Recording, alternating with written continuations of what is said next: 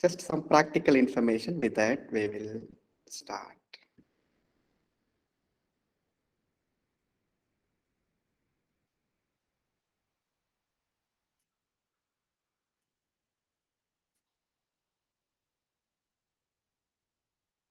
I hope you are able to see my screen.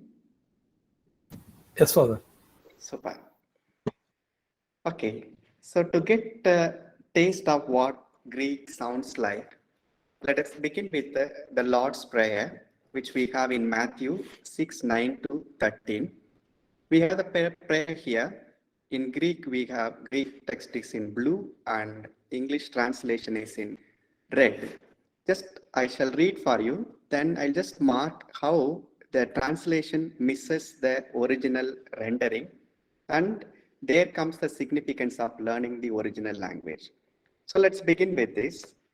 Pater hemon, ho en tois uranois, hagias theto to onoma su, el theto he basileia su, gene theto to telema su, hos en urano kai epi ges. Ton arton hemon, ton epiousion dos hemin themeron. Kai aphes humin ta vophilemata hemon.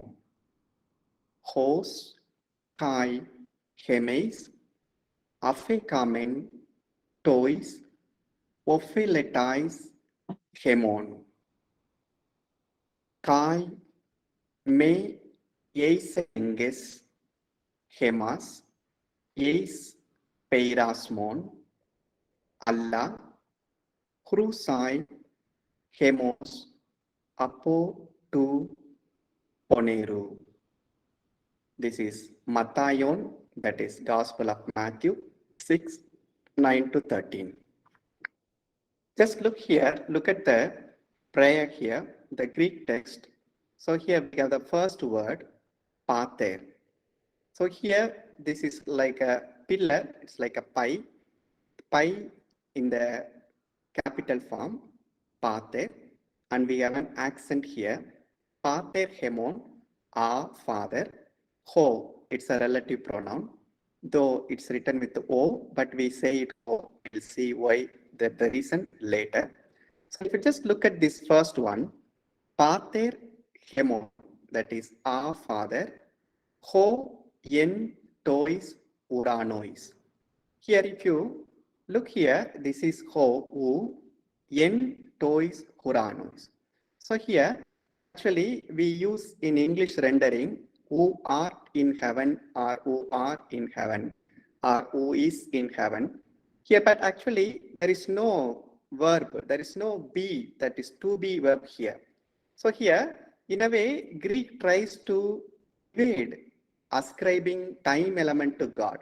So that is something beautiful in Greek, but that we miss out in when we translate into English.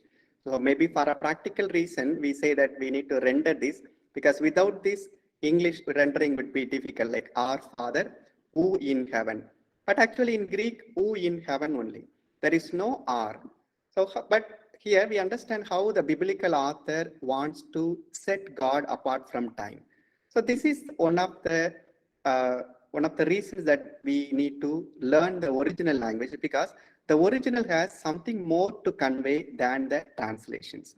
As we know from translation history, that every translator is a traitor. So in a way, that person traits, or the person means betrays the original meaning of the text, and we are not able to really bring forth the real meaning. So one advantage of our learning Greek is like how Matthew tries to evade the use of the present verb, so that the God element can't be enclosed in a time element. So that way, something beautiful we can learn. So the more insights we get. So this is just to get into the initial interest of our Greek language. So this is the Lord's Prayer. Having said, what would be the scope of the course? Already we have mentioned it in the brochure that we are going to master during these 15 days, 30 hours, Greek alphabets, then basics of Greek grammar and syntax, that is a sentence formation, reading selected texts from the New Testament, and we'll try to translate them, and developing certain basic vocabulary. So this would be the scope of our course. And the scope is only the introductory, it's a foundational Greek, because even in Biblicum, after the completion of 100 lessons, they call it only the introductory part. So this is actually introduction to the introduction. So it creates a thirst in you. So after having finished this course, you will be able to study on your own. Like there are some self-help books available, I'll share with you. And with that, you will be able to continue your interest to study this language. So this would be an introductory course. Some practical information. So number one, class days would be, as I mentioned in the brochure, on Saturdays and Sundays. And some expressed that concern that Sunday morning would not be feasible for them. So maybe we'll discuss it towards the end. Then timings from 9 to 10:30. So 9 to 9:45 will be the first hour more or less. Then we'll break for 5 minutes, or we will have a just revision, and that would serve as a break. Then the mode is online mode. And after every hour, so here I would like to ask your permission. Already we have initiated the recording. So the first introduction part I will cut from the YouTube video. So all our classes will be recorded. So this is for single reason that if any of us wants to go back to our own lesson, we can go back. And suppose if we miss any class, we can always follow from our YouTube channel, St. Paul Bible College. So this is the YouTube channel's name. Then we have a WhatsApp group, and I have invited you all, and you have willingly come into the group, and you have begun to share. And this group is for clarification. So you can post any of your doubts there. I will answer them. And also for sharing of materials. So anybody can share. So even if you find a good material, good video, or good PowerPoint, or good PDF file that you would like to share with the community, you are always welcome. So the sharing is open, sharing of materials. Then in YouTube or in internet, if you search, there are 1,000 materials available on biblical Greek. But we stick to only one method, Swetnam's method. So the simple reason is, like if we stick on to one method, so we are able to follow. Okay, I have completed 1, 2, 3, 4. So already some are in teaching field. So they will know how the moving of lessons actually gives us inspiration, gives momentum to our journey forward. So that way we'll stick on to one method, that is Swetnam. And this method is followed in Biblicum, that is the Papal Institute for Bible Studies that we have in Rome. And there officially they follow this particular syllabus, and we are taking that syllabus. So the tools that we'll be using for our course would be, number one, Swetnam's textbook. I have shared now only lessons 1 to 3. Soon I will be sharing all the 100 lessons, but we'll not see all the 100 lessons, but I have shared this for your personal reading. And also there is a key for this. So at the initial stage, we will not use the key because we'll be tempted to use the key often. So maybe towards the end, I will share the key with you. Then we need to have Greek New Testament. This is available in a printed form, like you can get from ATC publications. They have this Greek New Testament with a little dictionary at the bottom. So this is a very good work they have done. Actually, they have taken from Stuttgart edition, and they have printed it here for economic edition. So we can go for it. Or if you are familiar with the online resources like Accordance for MacBook, or Bible Works for Windows, or Greek, Hebrew, New Testament, Old Testament for Android. So these apps also you could use. Then I'll be providing class notes. Then there is a word building app called Bill Mounts. So you can download this from Play Store, and it has a lot of resources on Greek materials. Then we have the famous Zondervan publications. So their app also you could download. And suppose you want to follow YouTube lessons, you could follow these two. These two are standard because there are methods are there, but these two they have very technical support, so that way you will not miss a point. So you can take note of these two. Then coming to our learning, any language learning has two parts: active learning, passive learning. So I said in Hebrew course to Mr. Terence, so passive learning is like only I try to understand what the text communicates, but I don't communicate back. So for example, let's take Italian. Italian learning is active learning. Active learning in the sense, I have to understand Italian and I have to talk Italian and I have to write in Italian and I have to read in Italian. But coming to passive, it's only one side. So it is enough that I read, I understand. I need not speak or I need not write. So in that way, our Greek, that is biblical Greek, is passive learning. We are not going to talk in Greek, or we are not going to write in Greek, but only we are going to read in Greek, and we are going to understand Greek. So that way, understanding and reading, that part only is a passive language learning. It's not an active learning. So it is enough that we identify. So some of you already expressed that we are very apprehensive about the entire process, or the alphabets are discouraging to us. So it's not necessary that we learn to write the alphabets. So only we need to recognize the alphabets. So that way the job is simpler. So only we are going to recognize it, understand it, and read it. And we are not going to speak Greek, or we are not going to write in Greek. So that way we need to be clear at the beginning that we are going to do the passive learning. Maybe later you are inspired by this and you want to go to Greece or you want to work there you can go for active learning, where you will be interested to learn actually the modern Hebrew. So this is the practical information which I would like to share at the beginning of the course. So that being said, now we get into the lesson. First, let's try to understand the history of Greek language.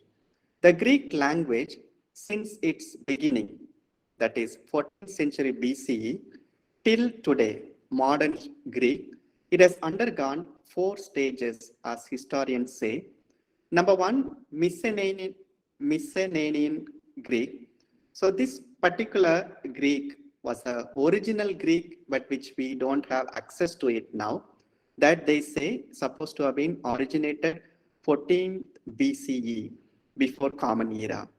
The second step, or the second stage of the Greek language, is the classical Greek language, which we have in Homer and which we have in Plato, Aristotle, all these philosophers. And this language has its own influence in our own wisdom texts, especially Wisdom of Solomon and Wisdom of Ben Sira. So those two books their Greek comes closer to this particular age, classical Greek. Suppose you take classical Greek, maybe you take Plato's Republic in Greek, and you take a text from Matthew. And if you try to compare, it will be totally different, because what happens in the classical Greek is, the classical Greek is spoken only in Greece. So only where these great philosophers existed, and these people also have contributed to the growth of Greek language. But what happens during the time of Alexander the great person wanted to conquer the world, he initiates Hellenization. Hellenization is like more or less our globalization today. Like you can buy any product anywhere. So one product, every place. So same way, he wanted to subscribe to that one culture, Greek culture, Greek religion, Greek philosophy, and Greek language. So he was very keen, wherever he went, he wanted to instill this language. But what happened in the process was, when he brought classical Greek to these places, these languages also contributed, the local languages. So that way, some elements from local languages also have affected Greek language, and that becomes Hellenistic Greek.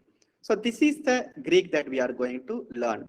This is of two types. Number one is Alexander the Great, that is Attic dialect. So he had a particular dialect, which we have only in war documents, not in the regular literature. The second one is Koine. Koine means in English common, theologically significant. But this is the Greek that is being used in the New Testament by the evangelists or by Saint Paul or by Saint John, Peter. So all these people have used this Koine Greek. So we need to be clear, we are not now concerned about classical Greek or modern Greek, but our concern is New Testament Greek, or you can say Koine Greek. So we are concerned here about Koine Greek. And next one is Byzantium or Constantinople, Istanbul. So here, again, Greek undergoes change because the capital becomes the Constantinople.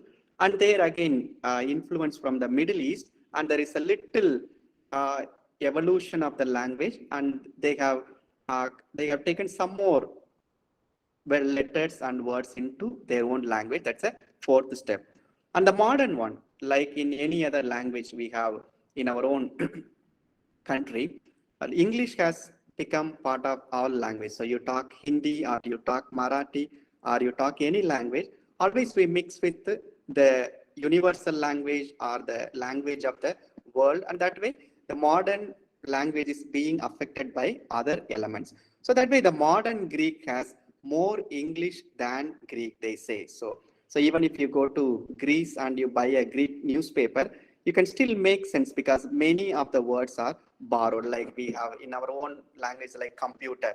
Computer was not in our own language, but we have adapted to that computer. So like similar way, Coke or magazine. So these words have come into the modern Greek. So if you want to go to Greece, you may start learning modern Greek, and the alphabets are similar, and there is no difference in the alphabets. Only the vocabulary and the sentence formation, there are differences. Very good.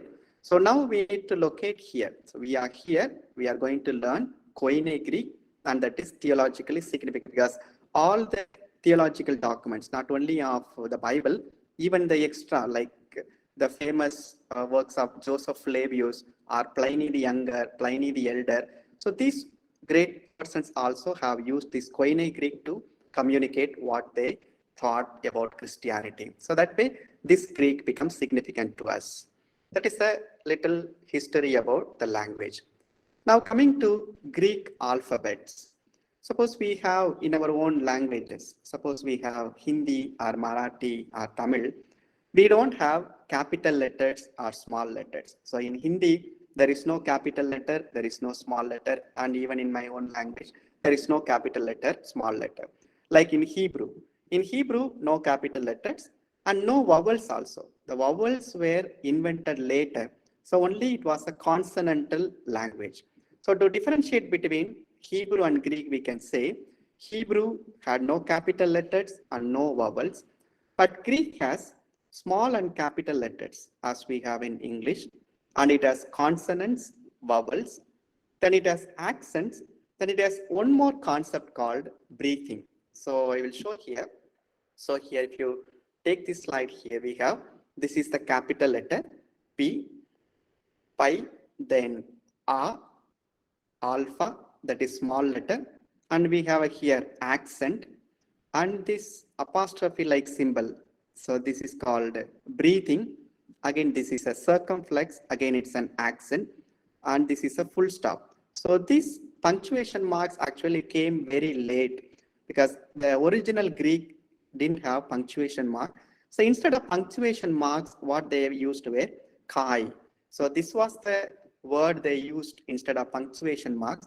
So only because of a later understanding that we have invented punctuation marks, and the punctuation marks also have gone into the Bible. Otherwise, in original New Testament script, there was no punctuation mark at all. Good. We'll see the alphabet shortly. Good. So now I pause for a moment. If you have any doubt on this, you may ask. Then I will proceed.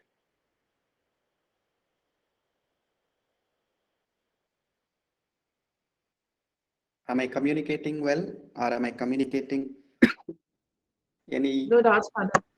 Okay, good. So any, you would like to clarify? Yes, Cheryl. Father, when we are doing the alphabets, is it possible for you to go slightly slower? Okay, sure.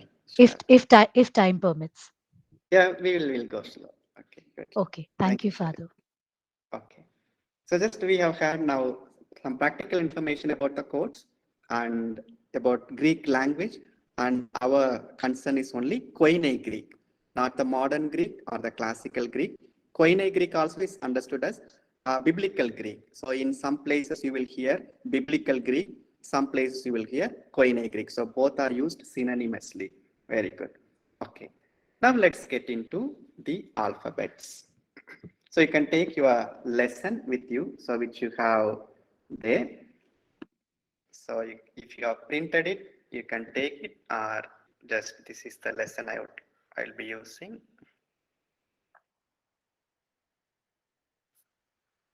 So this is the lesson. Okay, good. So you make a drawing of like 3 lines. So 3 lines we can make. And you look at the lesson 1 alphabets here. Okay, here we have 4 columns: capital letters, small letters, name, English sound. Okay, so this is when we learn an alphabet, we learn all these 4. So suppose we say it is alpha. So alpha, the name Greek alphabet, how this will be written in capital, in small, and how it will sound. So that way we will learn for each alphabet all these 4: the capital form, small form, name, and English sound. So at the initial stage, let us concentrate only on the small letters, okay?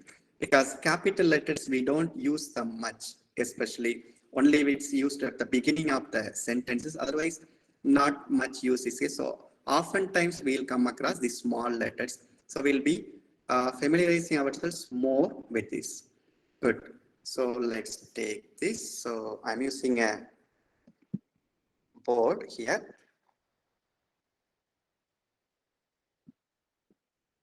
So we make a, so just initiate, we make a 3 lines.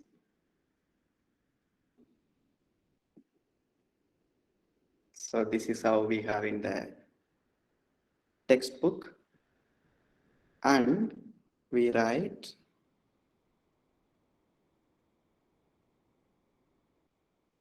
the first letter is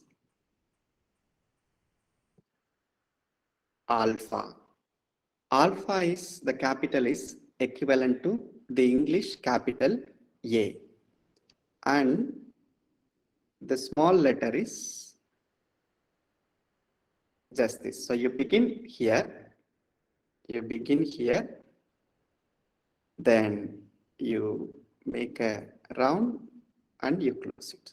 So it's like more or less like our English A, except for this tail. So once again, we have here alpha. So some places you will also see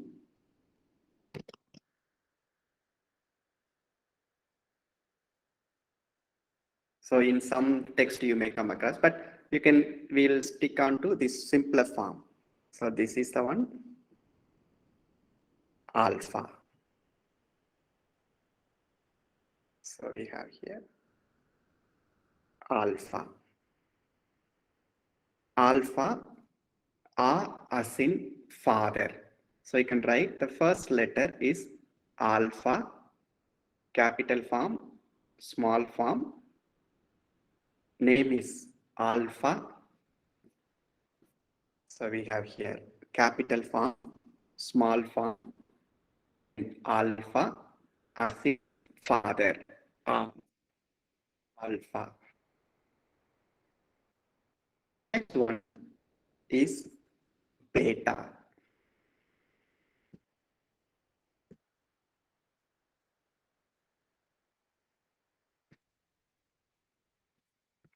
So beta is, again we use a line.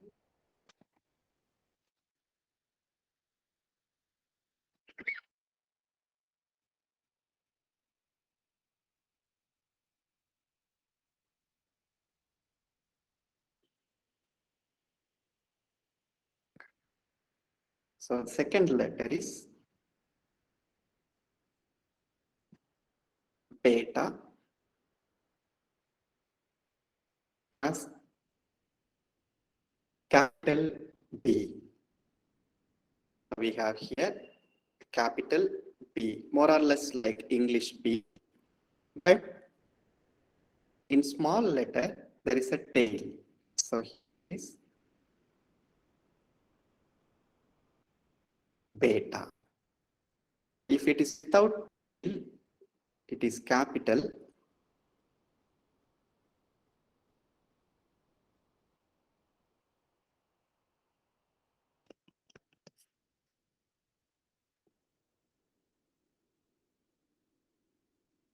So exactly like English B.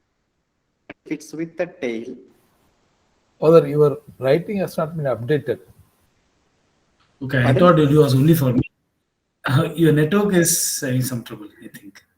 Oh, okay. I will just check. Your writing has not been updated, Father. Correct. I think there's a poor network. Okay, I have changed to another connection. Let's come now. Okay, now you are able to No, see it's all beta? come. It's all come. It's come. Okay, good. Thank you. Can So once you write again, I again? write. This. Yeah, once again, I write here. So beta, the capital form is as in English. The small form, more or less the same size, but with a tail underneath. So this tail, beta. So we have here beta. The name is beta. Some pronounce as beta. It's Which one is pronounced correct, as, Father? it's a, we Beta were or taught beta? beta, but the American English, suppose you see some American Greek tutors, they will use as beta. But in maths, we use as beta only, Beta, yes. not as beta. Even the mathematics, even theta we say, but actually it's theta. We'll come to that. Okay. Yeah. Alpha, Thank you, Father. beta. Okay, good. So alpha, beta, alphabet. So from there, alpha, beta. Then we have this B as in boy or as in boat. The simple B sound. That's the second letter. Beta. Alpha, beta. Very good. Let's go to the third one.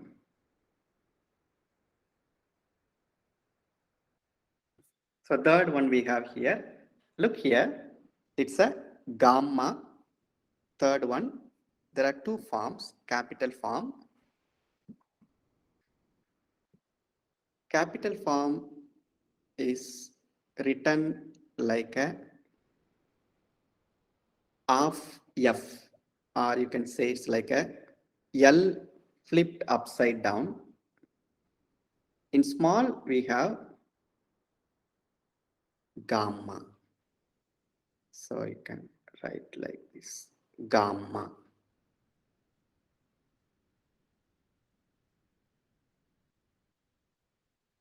Gamma. So this has the name is gamma. So we have the name here, gamma. This always has the hard sound of G. So in English it is G as in gun or as in girl. So in English actually we have two sounds for G. So it can have a G sound or it can have a J sound. For example, in the word gentle, so we have a soft sound. Or in Italian, if you say gelato, ice cream, so that, sorry, it has a short sound. But in Greek, there is no soft sound, only hard sound. So suppose we say in English, we have angel. So angel actually is a soft sound. We don't say angel, but we say angel, j. But in Greek, when we write this, it is angelos.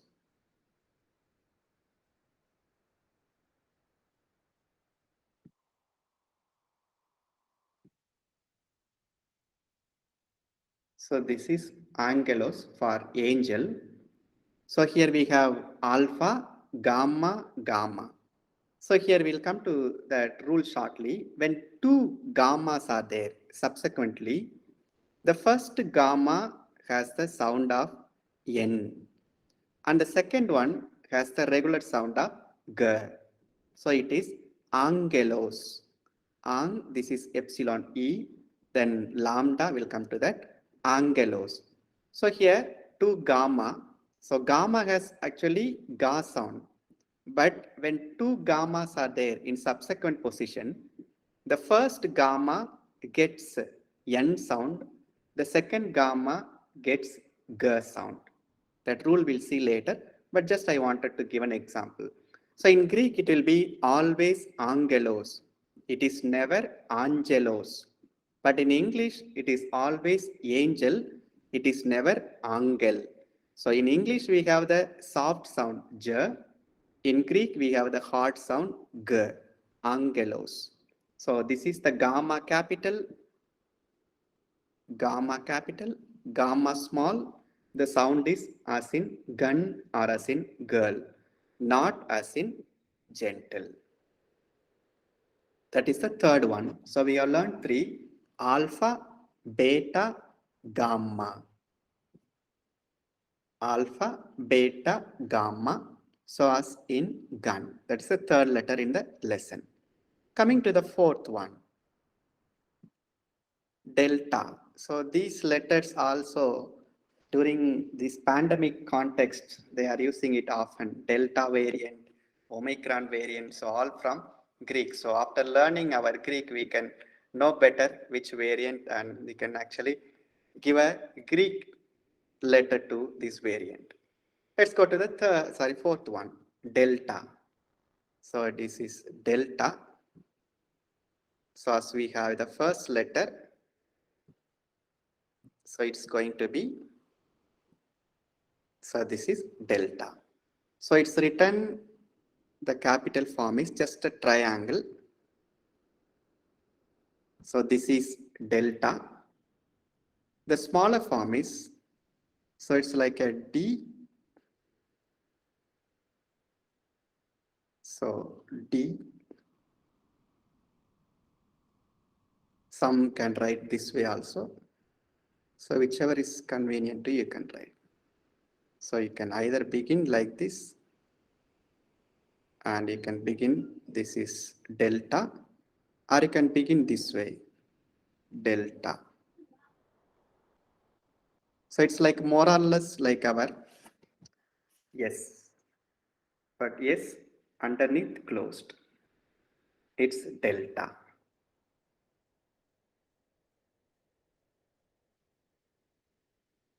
So you have in the textbook also, you see here. So it's like a yes they have. So if you put in the 3-line format, it will be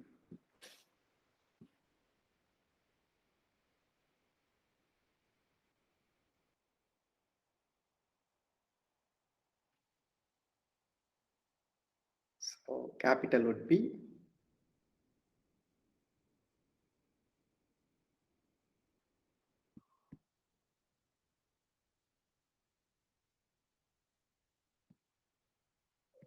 so this is capital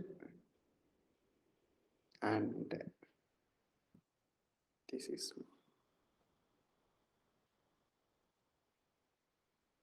so you can either this way you begin.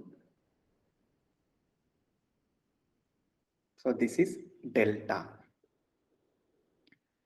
So we have learned alpha, beta, gamma, delta. So this has the sound of D, as in dog, or as in door, or as in darling. So all the D sound. That's the fourth one. So we have total 24 letters. We have learned 1/6 of it. Good. Let's go to the next one. Epsilon. Epsilon is E.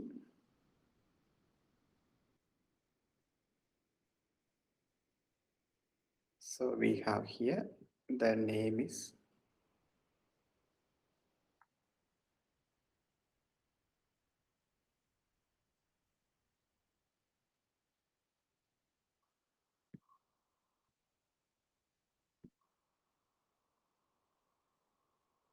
Epsilon. How do we write the capital? So we have here, look at the three. So same like in English. So we have a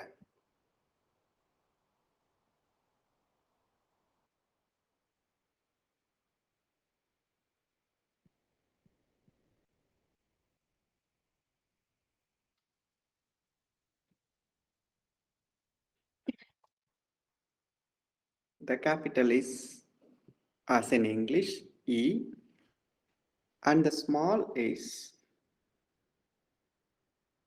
under these two lines. Thus this is small e. But look at the perpendicular line. It's not straight, but it's curved. So if it is straight, this will be capital. If it's curved, it will be small. And the size also smaller. Epsilon.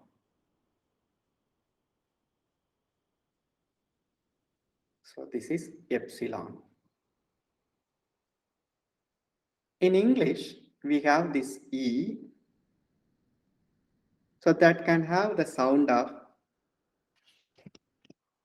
A, like egg. So in egg, E is pronounced as A, but in eat, it's pronounced as E. So in English, it can have a sound or E sound, but in Greek, it is always A sound. So wherever we have this A, it is always egg, it is never E. So epsilon as in egg.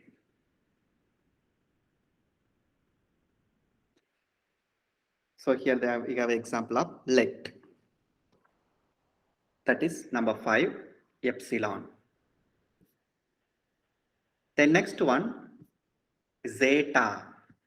This is not in English, but we have the Z sound. So the so-called Z, but Z. So the next one is zeta.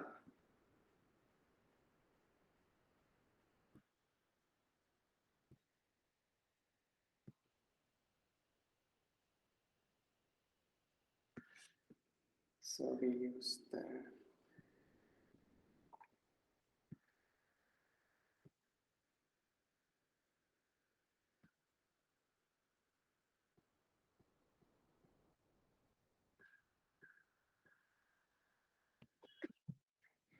so it's like English Z, the capital, but the small is little different. So capital is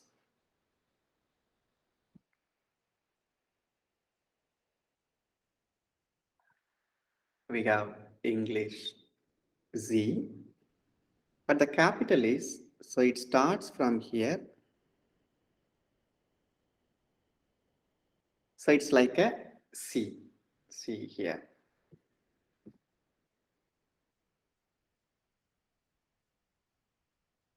So here we have here. So some have a twist here also, but let's stick on to this simpler form. So think of C and little curve, then little tail. Zeta. So here suppose we write here.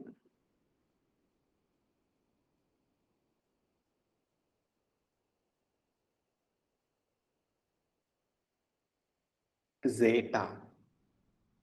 The sound is as we have in DZ. So this is something different. So it's not like a zoo.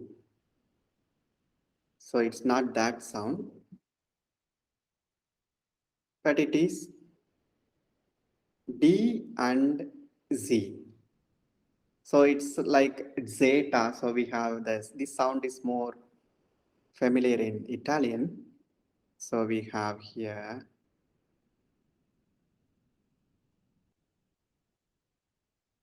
maybe the English equivalent could be.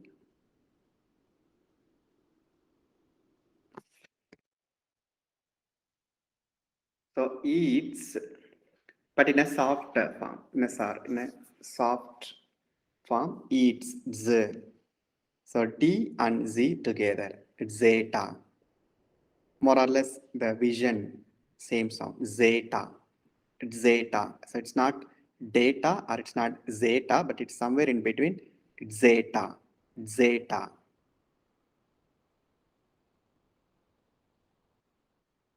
That is the sixth one, Zeta.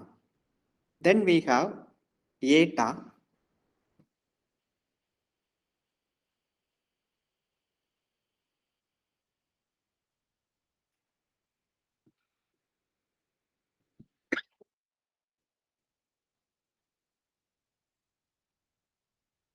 Eta is like our H in capital. So this is the name.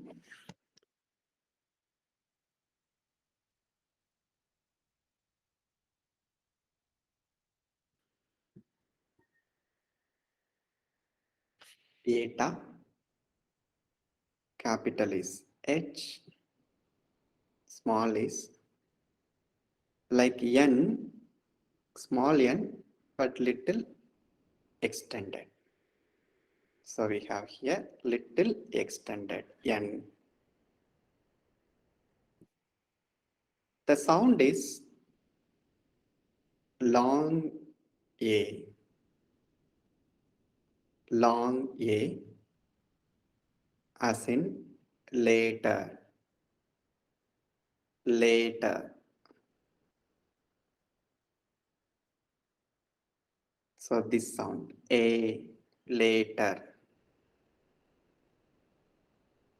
Eta, capital is like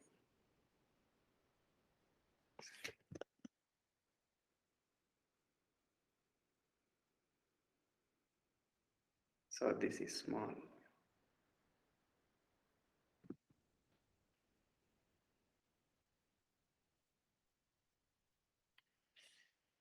Good.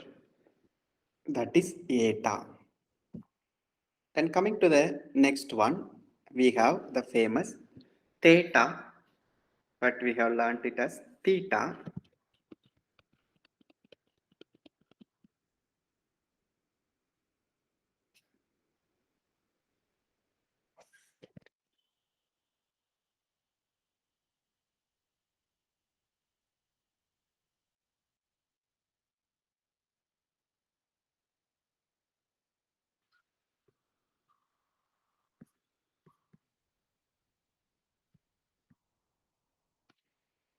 So the word is Theta.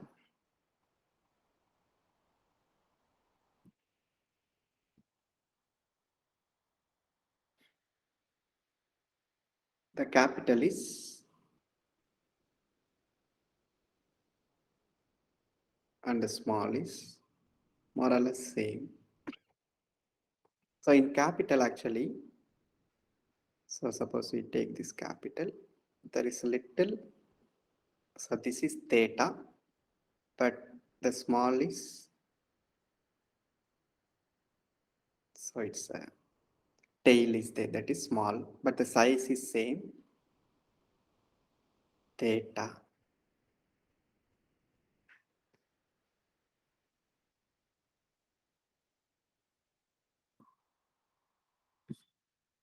Here we have, so here it starts with the middle line, but here in the middle, it's just only a dash.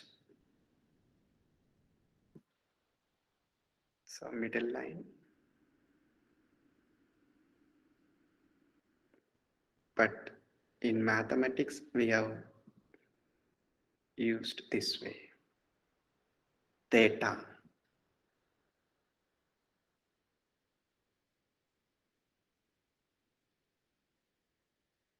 Next one is iota.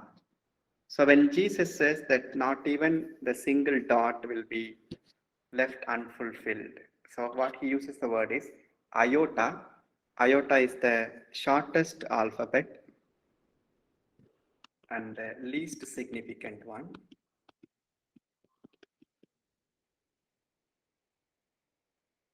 So we have here iota.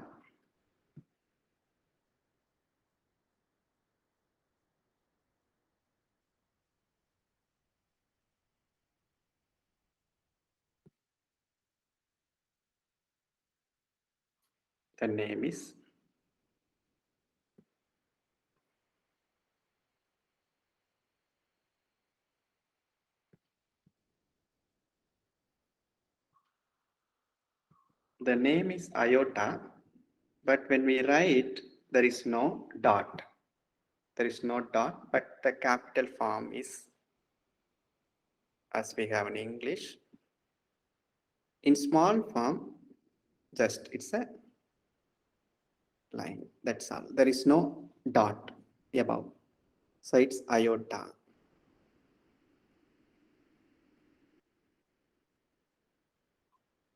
The capital is as we have in English. Iota. The sound is always E. So the sound of double E. So we have the example here. Lit.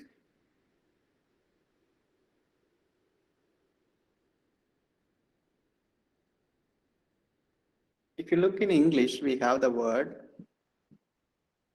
light. Here, actually, the I gets the I sound, light. But here it is E, lit, literally, literature, literary. So in those cases, we have E sound. So the Greek sound is always E, not any other form, no I. So wherever we see this iota, we always pronounce as E.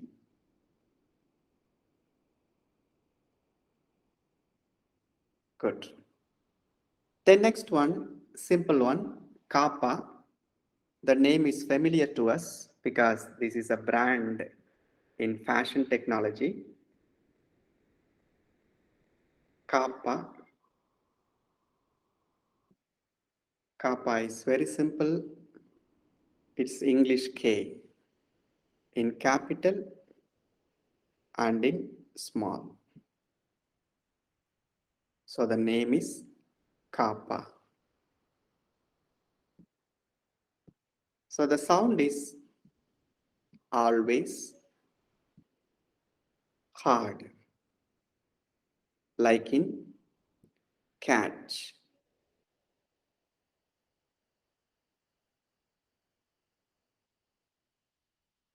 Like in catch or like in kettle.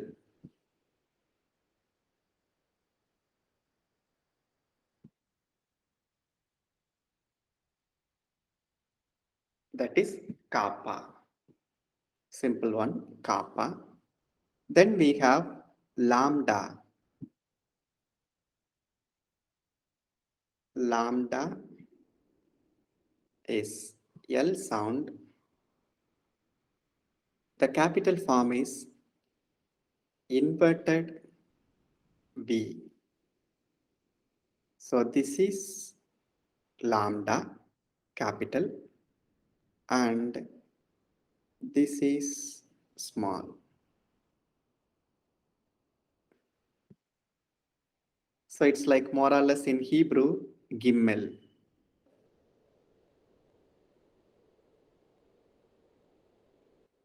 So this is lambda.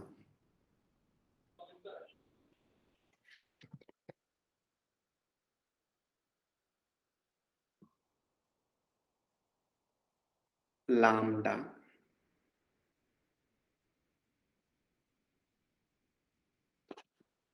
So if you remember earlier, we said this is delta. So if you close the triangle, it is delta. But if you leave it, the bottom line open, it is lambda or inverted V in capital.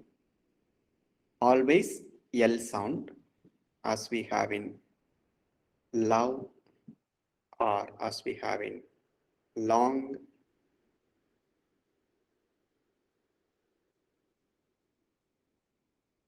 Lambda. So we have here kappa, lambda. Then we have M, English M sound.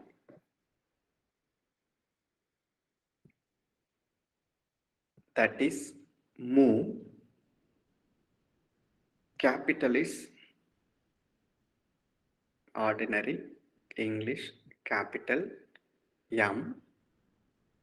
But the small one is we have in physics mu. So it's actually U. So but the first line is drawn perpendicular. Maybe you can draw a U. Then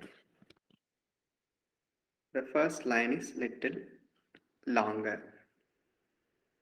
Or you can put the draw this line first, then move.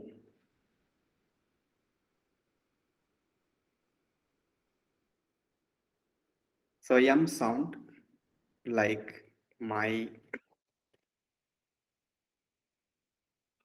mother.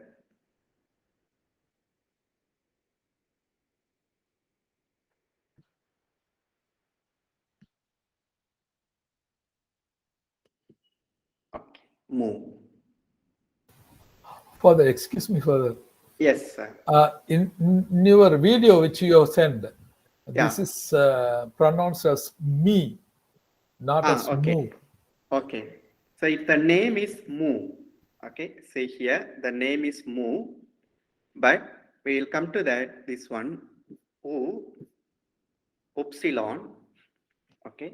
In some places, they use as Epsilon, that is U. Some places they saw it Epsilon, okay. So the difference comes from here. We'll come to that when we say U. So some say is as Epsilon. Actually, this word is not, this sound is not in English. So it's somewhere in German we have that U sound. So that way it is actually in German umlauts they call it.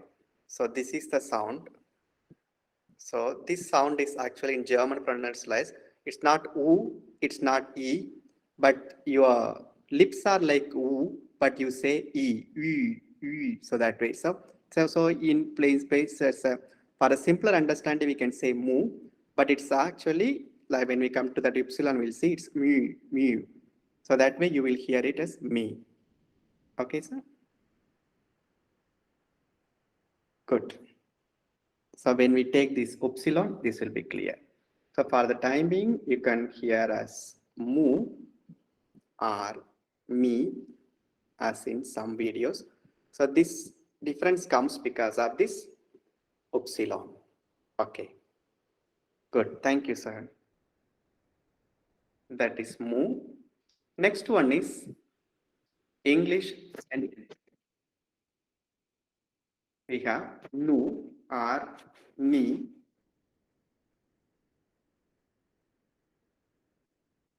So this is capital nu.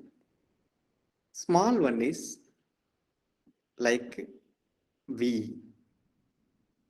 So here the word is nu or ni. So here we have nu. The sound is as in no. Here we may have a tendency to confuse this with English V, but it's a nu. We will get it. Nu or ni. The pronunciation of this as in English na. No. Capital is as we have in English, capital N. Then we have a peculiar letter that is Xi. Xi.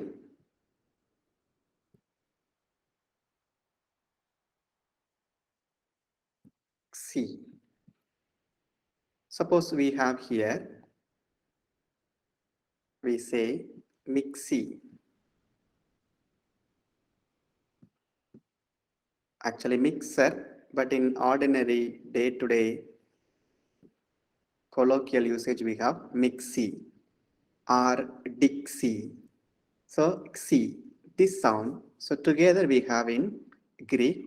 So the capital is, we may think of theta. So same like theta inside, but a bracket mark on the top.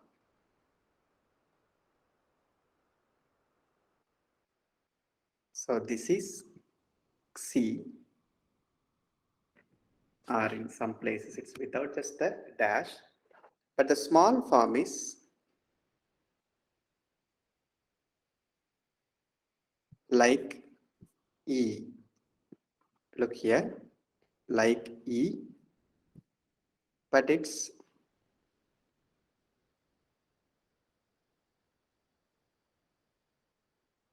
so we had epsilon like this. So you add a curve down and a curve up, it becomes xi. So maybe you can epsilon, then up, then down. Xi as in mixi. Xi, K-S sound. So together K and S. Xi. Then next one we have O, Omicron. So this is very famous these days in newspapers and media.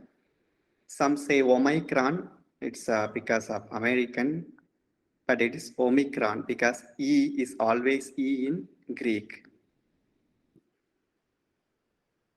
So it's never I. So Omicron is very simple, O, capital O, small o, Omicron.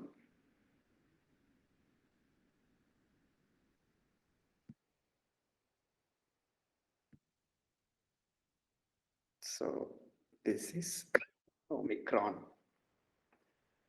English variant.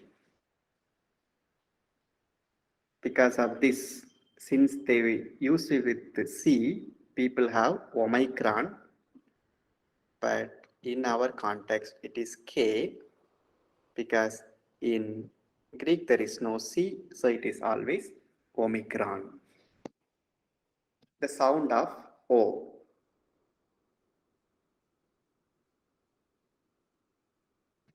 Like in old. Omicron. Next one is P, but we have learned it as pi.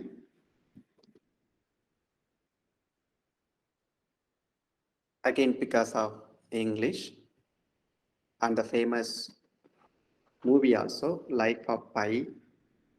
So it is P.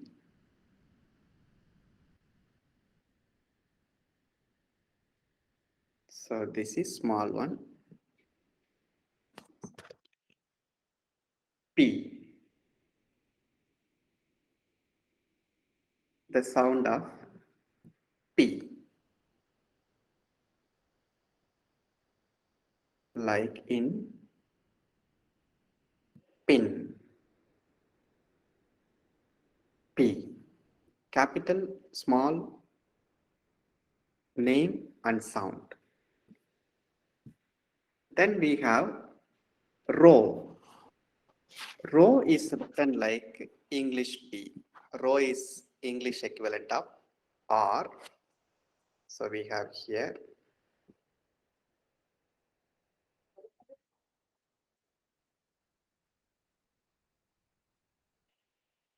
so the name is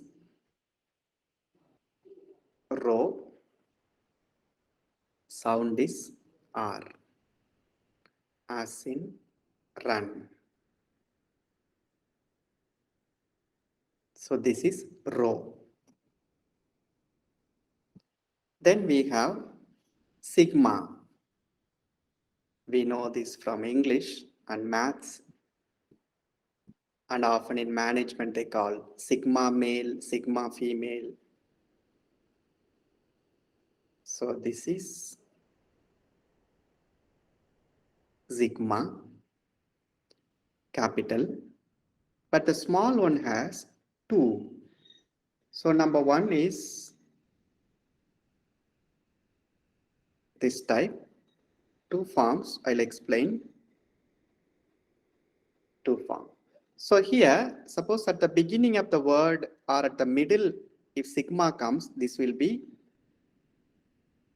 like this. And this will be sigma at the end. So you can just remember as sigma end. So when it ends a word, it has this form. When it initiates the word or somewhere in the middle of the word, it has this form. So sigma ending. So ending form is different. Capital is same. Sigma. Here, as we have in English, would be so. Here we need to note there is no sh sound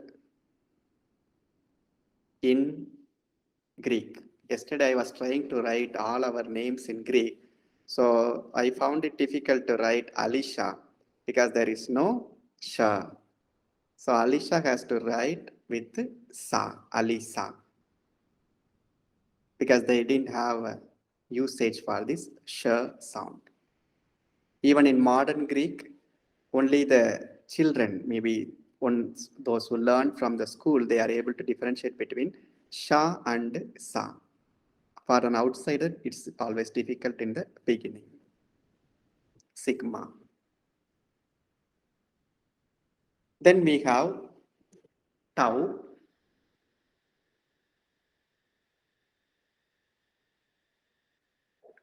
Tau is English T.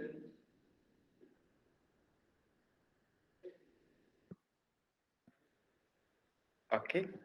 And the small one is tau. So here we might have heard of Tau cross or Franciscan cross. Our Holy Father always wears this Tau cross. So this is a Tau form. So that cross will be in, this is a Tau. Franciscan cross they call it. Tau as in talk or town.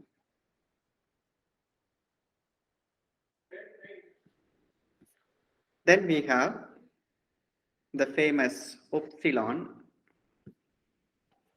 or Epsilon. So look at the second word on page number 6.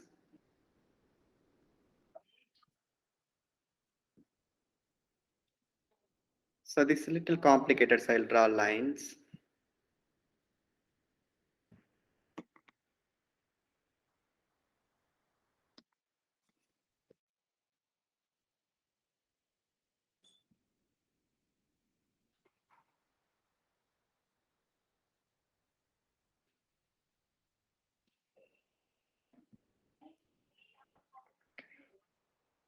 So here we have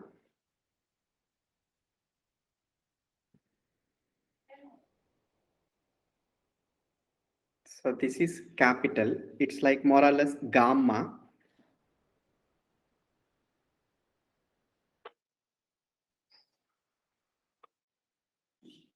But the small form is U. So it's like a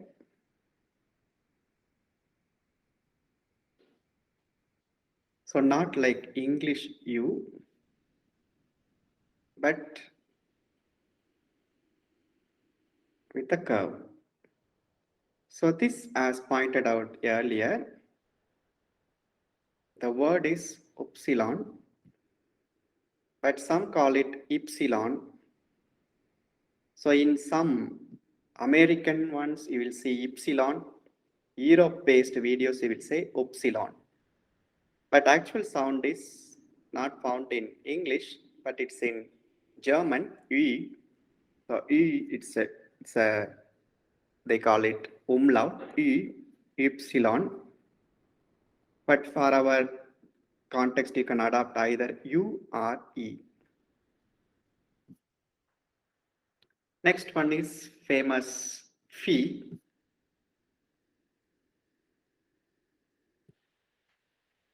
Philosophy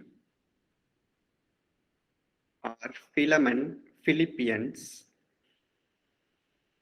So this is, so you put a O.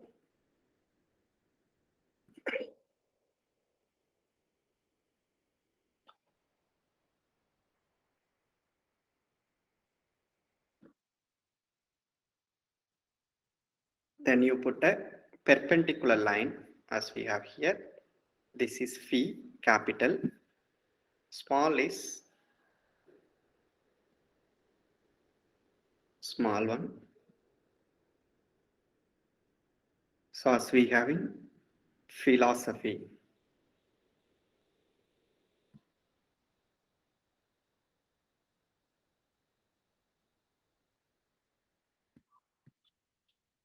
So here, English would be like a F sound. In English we have F, but in Greek we have PH, that is this symbol, phi. Then next one is key, like in English X. It's written as X, but it's not X, but it's key, that is capital. This is small, and this is key. So in churches, we have this icon or symbol. So we have, so in priest's vestments we can see this, or in host we can see this, or in tabernacle we can see this. So actually here, actually it is key row. So this is key. So this letter is key. And this one we have seen already. It is row. So it's early Christian. They wanted to have some symbol so that they like only it's like a code, like only they will know this language. So because Christians mean this key row, Christ. So just to depict the name of Christ, with the code they will just write P and X. But later in Latin context, how they evolved, they put it as Pax Christi. Like in the context of Pax Romana, Roman peace, so they changed into Pax Christi. So some people say PX means peace of Christ, because Pax for peace and Christ, Christi. And but the original meaning is key row. Key means this alphabet key, then row. It simply means Christ. But it can have Father, two meanings. This is the Latinized meaning. Yes, sir. This is the symbol of on the flag of King Constantine. Yeah. So he likes actually Pax Romana. Actually, he had a cross, simple cross. Okay. Okay. But he didn't have this symbol. Okay. Only but the early Christian communities they had this symbol. In many catacombs we have this. Yeah, but it seems that King Constantine said that he has seen this vision and then. Yeah, yes, sir. And that's why he wanted to everywhere spread this Pax Romana. Okay. Or this again the same concept of peace, Hero. peace of Christ. Thank you for that. So, thank you, sir. Thank you. Okay, so this is the meaning of this symbol. Then last but one, it's C. C. So we have here, it's like a Trisul.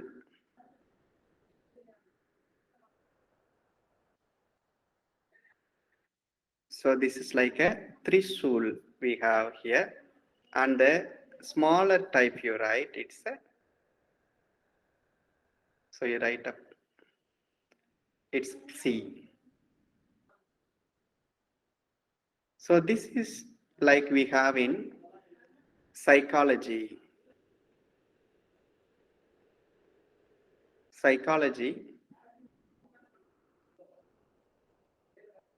So we have here PS, C. So its actual sound is like, we put it like lips.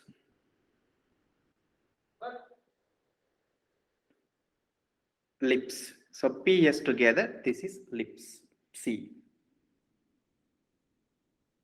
Then last one is the famous Omega. So Jesus says, I am the Alpha and I am the Omega. So the capital is Omega. Small one is like a W. Capital, small.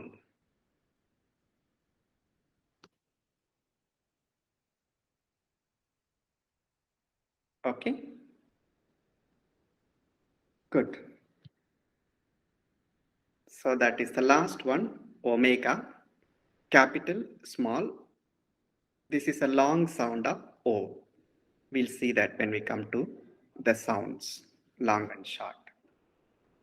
Just let's understand now, these 24 morphs are the forms of Greek letters. We'll quickly run through here. We have the slide here. If you look here, we have some letters as marked in yellow. They are vowels, others are consonants. To begin with, alpha, beta, gamma, delta, epsilon, zeta, eta, theta, iota, kappa, lambda, mu, nu, xi, omicron, pi, rho, sigma, tau, epsilon, phi, chi, psi, omega. Bottom up. Omega, psi, chi, phi, epsilon, tau, sigma, rho, pi, omicron, xi, nu, mu, lambda, kappa, iota, theta, eta, zeta, epsilon,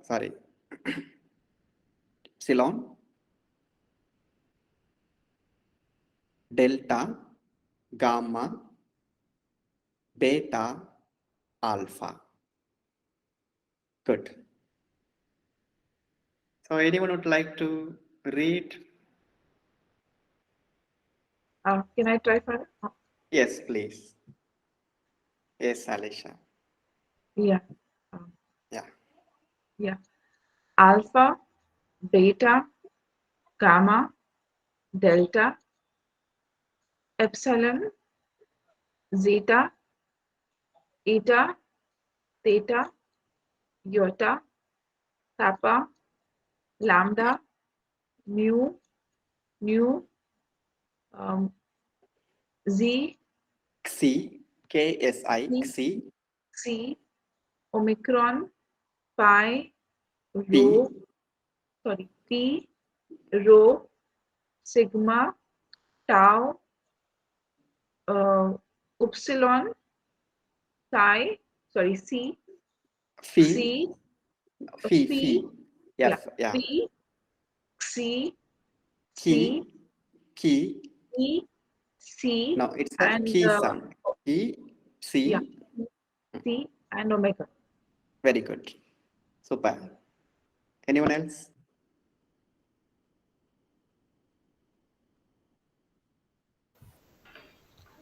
Father, can I try, Father? Yes, Mr. Yeah. Victor. Yeah. Yeah. Alpha, beta, gamma, delta, epsilon, zeta, Epsilon. epsilon, zeta, eta, theta, iota, kappa, lambda, mu, nu, z, omicron, p, rho, sigma, tau, epsilon, phi, chi, Key. c, omega. Very good. Super. Now, let's try to see here. Okay. Who would like to try? Maybe, okay, we'll take a moment. So you take this first word, all of you. Okay. Take this first word and write the name of each one. So for example, first one I do alpha, rho, chi, eta. Then you go to the second one. So now all of you take note of this third word. You write this word as it is. You just reproduce the word. Then you try to name each letter. Take down this word, third word, and write down the name. With that, we'll conclude. Third word. Father, I've done with it. Yes, Can I ma'am. try? I've done with it. Can I try what it would be? Yes. It would be Evangelion. Okay, but you go one by one. This is Sorry, this is E, epsilon. epsilon. Very good. V, Epsilon. what do you call U, Epsilon, alpha. Yeah. So that first one of gamma is N, second one of gamma is G, so Okay. NG, epsilon, lambda, iota, omicron, and what do you call epsilon. Epsilon. Very good. So this is Evangelio. So very well you said it's Evangelio. It's a gospel. Okay. So anyone would like to try the next word? This is capital or small? This is iota first. Okay, capital iota. Then Capital iota. Then eta. eta. Eta, yeah, eta.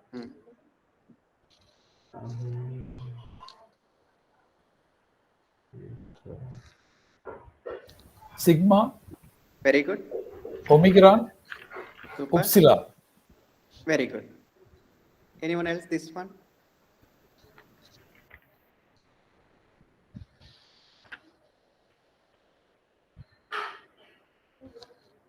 Fifth word. Okay, key. Very good. Rho, Rho. Iota, Very good. sigma, Very good. tau, Tau. Omicron. Very good. Epsilon. Super. Should That's be all. And epsilon. Okay, good. right? Yeah, correct. Epsilon or epsilon. Okay. Anyone else? This one? One who has not tried?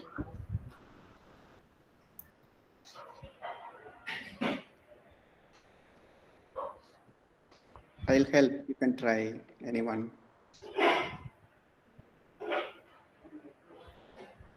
Father, can I try? Yes, please. Is this Epsilon, Iota, Omicron, Epsilon? Super. Okay. This last word, with this will conclude.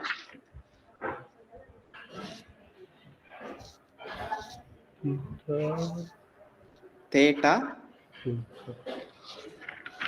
Next one. Can I try, Father? Yes. Theta, Epsilon, Omicron, and Epsilon. Epsilon. Very good. Super. So good.